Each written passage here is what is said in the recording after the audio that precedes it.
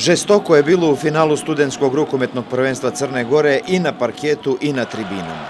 Na papiru, apsolutni favorit sastav Fakulteta za sport i fizičko vaspitanje iz Nikšića, predvođen reprezentativcem Igorom Markovićem, imao je mnogo muke sa rivalom, Ekonomskim fakultetom iz Podgorice.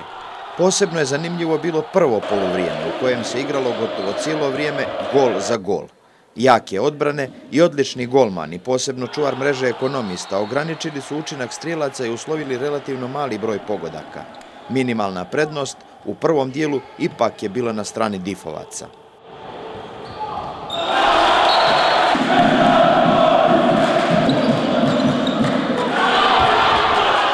U nastavku do izražaja je došla prije svega bolja kondiciona pripremljenost sastava iz Nikšića.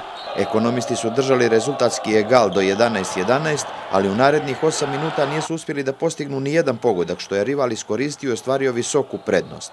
U finišu došlo je do opuštanja difovaca. Ekonomisti su, nošeni sjajnom podrškom publike, stigli do serije 4-0, pa je krajnjih 18-15 možda i objektivan odnos snaga u ovom meču.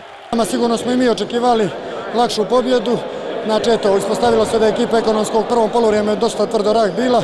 Možda smo ih mi malo podcijenili, ali opet i ovim putem sve čestitke njima, čestitke organizatorima i publici koja je došla u ovom broju.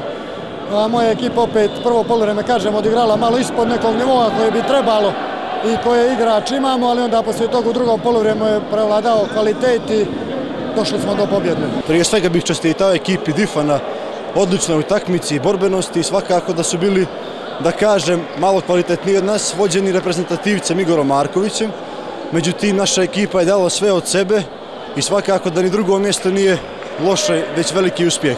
Iz oba tabora stižu čestiti organizatoru na dobro obavljenom poslu. Po organizaciji i po svemu da je ovo bilo pomak viši, da će se ovih takmičenja biti sve više i više u budućnosti. Osvrnuo bih se svakako i rekao da je ove godine bila mnogo teža liga i taj kup univerzitetska, jer je bilo već ove godine 6 ekipa i bilo je mnogo teže doći do finala.